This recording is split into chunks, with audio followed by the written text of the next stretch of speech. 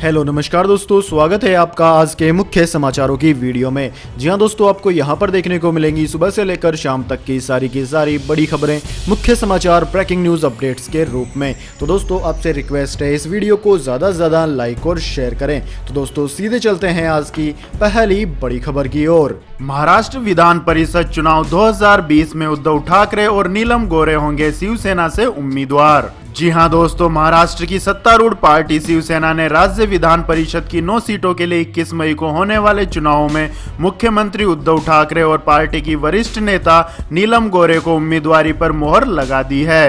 विपक्षी party BJP में भी विधान परिषद सीट को लेकर जबरदस्त रस्साकसी देखी जा रही है।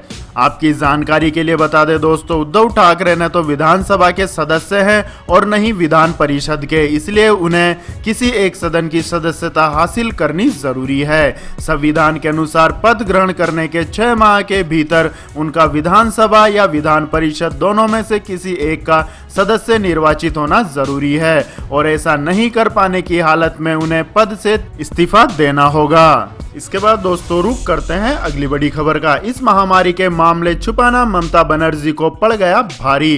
राज्य में 24 घंटों में 98 मरीजों की हुई मौत। जी हां दोस्तों, इस महामारी के संक्रमण के मामलों को छिपाना पश्चिम बंगाल सरकार को अब भारी पड़ रहा है। ऐसा इसलिए कहा जा रहा है क्योंकि बीते 24 घंटों में देश में इस संक्रमण से हुई 195 मौतों में से रिकॉर्ड 98 डेथ सिर्फ पश्चिम बंगाल में हुई है।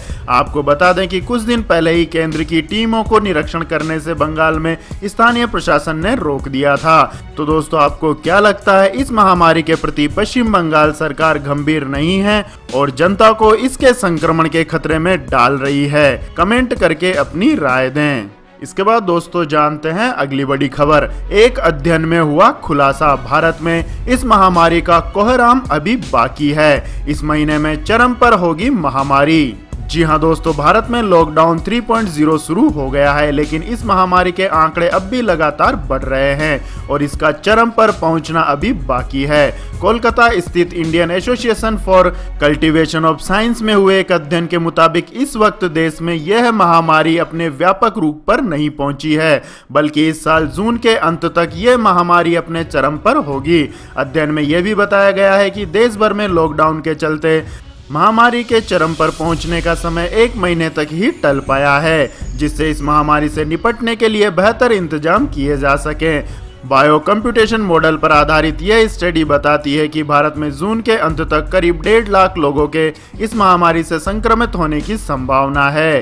इसके बाद दोस्तों जानते हैं अगली बड़ी खबर। इजराइल से आई खुशखबरी, इस महामारी का टीका बनाने का दावा, शरीर में ही खत्म कर देगा इसके वायरस को। जी हां दोस्तों, इजराइल ने दावा किया है कि उसने इस महामारी की वैक्सीन तैयार कर ली है और ये जल्द सभी के लिए उपलब्ध हो जाएगी। इजराइल के रक्षा मंत्री नफ्ताली बेन्नेट ने सोमवार को बताया कि डिफेंस बायोलॉजिकल इंस्टीट्यूट ने इस महामारी का टीका बना लिया है। बेन्नेट के मुताबिक इंस्टीट्यूट ने इस महामारी के एंटीबॉडीज तैयार कर ली है। इजराइल का दावा है कि वैक्सीन विकसित कर ली गई है और पेटेंट और उत्पादन की प्रक्रिया शुरू कर दी गई है। इसके बाद दोस्तों जानते हैं अगली बड़ी खबर। मजदूरों के किराए पर राजनीति तेज, कांग्रेस के बाद अब बीएसपी प्रमुख मायावती ने भी दिया मदद का ऑफर। जी हां दोस्तों, श्रमिक स्पेशल ट्रेनों से गांव जा रहे मजदूरों के किराए को लेकर राजनीति तेज हो गई है।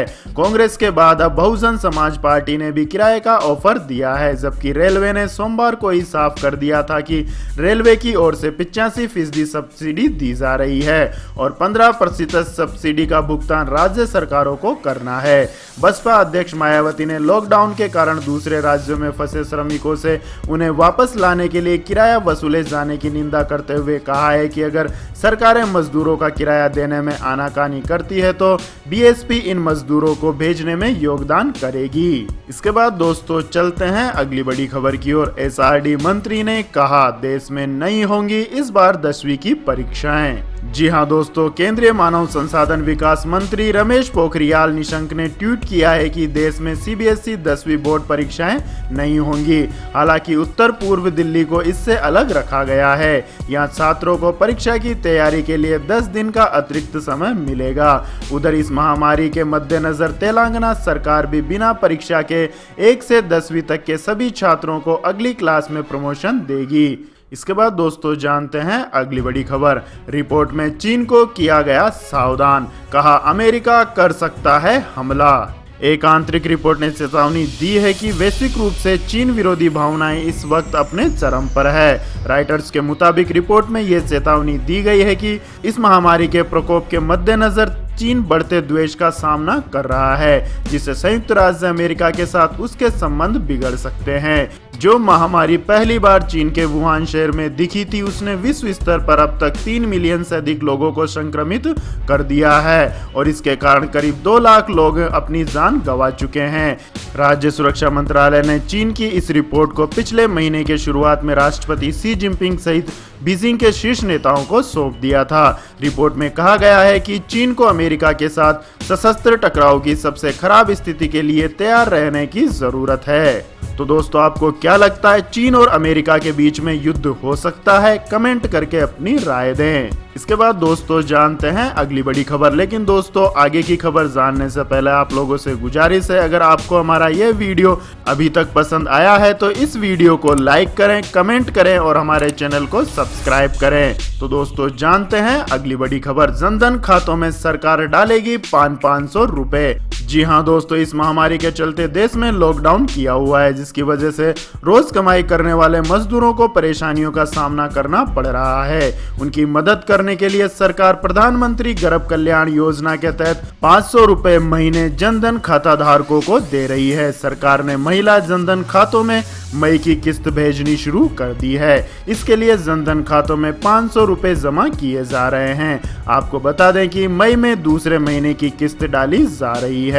इसके बाद दोस्तों जानते हैं अगली बड़ी खबर। सामना के जरिए शिवसेना का मोदी सरकार पर तंज, कहा सर्जिकल स्ट्राइक से ले हंदवाड़ा का बदला।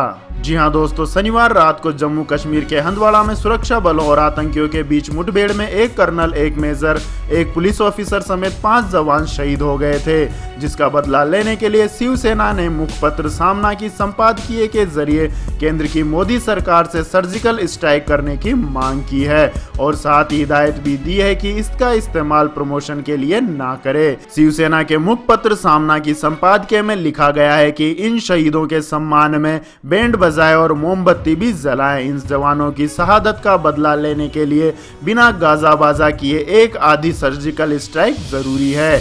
एक ही बार में हमारे 5 वीर जवान मारे जाते हैं, ये अच्छे लक्षण नहीं है। आपको बता दें कि आर्टिकल 370 को हटाए जाने के बाद भी कश्मीर में लगातार हो रहे हमलों पर सामना ने मोदी शाह की जोड़ी को आड़े हाथों लिया है। इसके बाद दोस्तों जानते हैं अगली बड़ी खबर। विदेश से लौटने वाले भारतीयों को डाउनलोड करना होगा आरोग्य सेतु ऐप, गृह मंत्रालय ने जारी किया आदेश। जी हाँ दोस्तों, विदेश में फंसे जिन भारतीय नागरिकों को विशेष उड़ानों के जरिए वापस लाया जाएगा, उन्हें यहां पहुंचने पर Aarogya Setu mobile app download करना होगा और इस पूरे अभियान के लिए विस्तृत प्रतिक्रियाएं जारी की जाएंगी। गृह मंत्रालय की एक अधिकारी ने मंगलवार को यह जानकारी दी। गृह मंत्रालय की संयुक्त सचिव पुण्या सलीला श्रीवास्तव ने कहा कि भारतीय रेलवे ने फंसे हुए प्रवासी मजदूरों के लिए अब तक 62 विशेष ट्रेनें चलाई हैं, जिसमें करीब 70,000 लोग यात्रा कर चुके हैं। इसके बाद दोस्तों जानते हैं अगली बड़ी खबर। दिल्ली सरकार का बड़ा फैसला, होम क्वारंटाइन मरीजों का घर बैठे होगा इलाज। जी हाँ दोस्तों, अरविंद केजरीवाल की दिल्ली सरकार ने इस महामारी के मरीजों को होम आइसोलेशन के दौरान घर बैठे ही स्वास्थ्य सेवा देने का फैसला किया है। मुख्यमंत्री अरविंद केजरीवाल ने 3 मई से प्रभावी नए लॉकडाउन के दिशा निर्देशों के तहत सरकारी कार्यालयों में कामकाज शुरू होने के बाद सोमवार को पहली बार कैबिनेट की बैठक की अध्यक्षता की, जिसमें इस महामारी के हल्के लक्षण वाले रोगियों को होम क्वारंटाइन के दौरान स्वास्थ्य सेवाएं प्रदान करने की प्रक्रिया को मंजूरी दी गई। इसके बाद दोस्तों रुक करते हैं अगली बड़ी खबर का। WHO के एक्सपर्ट्स का खुलासा, हो सकता है इस महामारी का वैक्सीन कभी ना बने। जी हाँ दोस्तों, इस महामारी के प्रकोप से दुनिया को बचाने के लिए चिकित्सा क्षेत्र के विशेषज्ञ और नामी गिनामी कंपनियां वैक्सीन या टीका विकसित करने में जुटी है। कई जगहों पर इस टीके का प्री क्लिनिकल ट्रायल चल रहा है, जबकि कुछ जगहों पर मनुष्य पर इसका परीक्षण किया जा रहा है। इन सबके बीच इजराइल के रक्षा मंत्री ने दावा किया है कि उनके यहाँ के लैब ने इस महामारी का टीका करीब करीब विकसित कर लिया है। लेकिन विश्व स्वास्थ्य संगठन के विशेषज्ञ सदस्य डॉक्टर डेविड नेबोरो ने कहा है कि ऐसा संभव है कि दुनिया को कभी भी इस महामारी का टीका ही ना मिले, जैसे कि HIV और डेंगू के मामले में हुआ है। वर्षों के शोध के बाद भी इन दोनों बीमारियों के लिए वैक्सीन या टीका विकसित करने में वैज्ञानिकों को सफलता नहीं मिल पाई। ऐसा ही इस महामारी के लिए भी हो सकता है। इसके बाद दोस्तों जानते हैं आज के मौसम अपडेट्स। मई में मौसम हुआ दगाबाज, तेज बारिश के साथ ओलावृष्टि ने बढ़ाई किसानों की दिक्कतें। जी हाँ दोस्तों, इस महामारी के संकट के बीच मौसम की दगाबाजी बार बार अन्नदाता की उम्मीदों पर पानी फेर रही है। मई के गर्म मौसम में भी एक तरफ रिकॉर्ड तोड़ बारिश कुछ पल की राहत दे रही है, वहीं किसानों की फसलों पर आफत आन पड़ी है। मंगलवार सुबह तेज धूप के बाद मौसम ने करवट ली। राजधानी में तेज हवाओं के साथ झमाझम बारिश हुई। वहीं अयोध्या, बाराबंकी व गोंडा में बारिश के साथ ओले गिरे, जिससे गेहूं किसानों की दिक्कतें बढ़ा दी है। इसके बाद दोस्तों जानते हैं अगली बड़ी खबर। लॉकडाउन 3.0 में बुरी खबर, पेट्रोल और डीजल के दामों में हुई जबरदस्त बढ़ोतरी। जी हाँ दोस्तों, लॉकडाउन में ढील मिलने के बाद यह पेट्रोल और डीजल की कीमतों में आग लग गई है। राजधानी दिल्ली में पेट्रोल के दामों में खासी बढ़ोतरी हुई है। दिल्ली सरकार ने ईंधन पर वेट बढ़ाने के साथ राजधानी में मंगलवार को 1.67 रुपए और डीजल 7.10 रुपए प्रति लीटर महंगा हो गया है।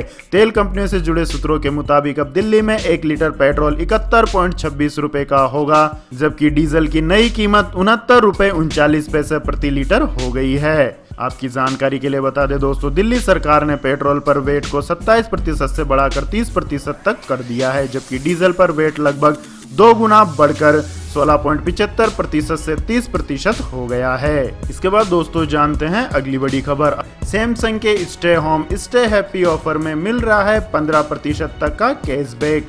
खरीद सकते हैं टीवी, फ्रिज या AC। जी हाँ दोस्तों, सैमसंग ने stay home stay happy offer की घोषणा की है। इसके तहत टेलीविजन और फ्रिज सहित अन्य होम अप्लायंसेस की लॉकडाउन से पहले प्री बुकिंग करने पर आपको 15% कैशबैक दिया जाएगा। लॉकडाउन के खत्म होने पर या इसमें छूट मिलने पर बुक किया हुआ सामान आपके घर पहुंचा दिया जाएगा। कंपनी ने प्री बुकिंग करने वाले ग्राहकों को कंपनी ने कई ऑफर देने का भी फैसला किया है। कंपनी के अनुसार इस ऑफर के तहत 8 मई 2020 तक प्री बुकिंग कर सकते हैं। इसके बाद दोस्तों जानते हैं अगली बड़ी खबर। आप फ्री में पा सकते हैं 50 लाख रुपए तक का इंश्योरेंस कवर। जी हाँ दोस्तों, यह इंश्योरेंस कवर क्रेडिट कार्ड के द्वारा दिया जाता है। वित्त बाजार में कई क्रेडिट कार्ड उपलब्ध हैं जो इंश्योरेंस कवर प्रदान करते हैं। इसमें एक्सीडेंटल कवर, सामान इंश्योरेंस, किराए की कार टक्कर, क्षतिग्रस्त कवर, यात्रा दुर्घटना सुरक्षा, ट्रिप कैंसिलेशन कवर, बहुत कुछ बेनिफिट शामिल हैं। आपको स्पेसिफाइड इंश्योरेंस कवर मिलता है जिससे आप सर्विस प्रोवाइडर आपके कार्ड के साथ देता है। इंश्योरर अलग अलग कंपनियां अलग अलग हो सकते हैं। आमतौर पर क्रेडिट कार्ड कंपनियां भारत में 50 लाख रुपए तक का कॉम्प्लीमेंट्री इंश्योरेंस देती है, जो कुछ मामलों में बढ़ भी सकता है। अलग अलग तरह के इंश्योरेंस कवर में personal accidental cover, purchase protection cover और परमानेंट डिसेबिलिटी कवर आदि शामिल हैं। और इंश्योरेंस की पूरी जानकारी के लिए आप क्रेडिट कार्ड जारी करने वाली कंपनी की वेबसाइट या इससे जुड़े लोगों से संपर्क कर सकते हैं। तो यह थी दोस्तों आज की सभी महत्वपूर्ण बड़ी खबरें। तो दोस्तों आपको हमारा यह वीडियो कैसा लगा कमेंट करके जरूर बताएं और हमारे इस वीडियो को अधिक से अधिक लाइक और शेयर करें। साथ ही हमारे चैनल को सब्सक्राइब करके बेल आइकन का बटन भी दबा लें। धन्यवाद। जय हिंद, जय भारत, वंदे मातरम।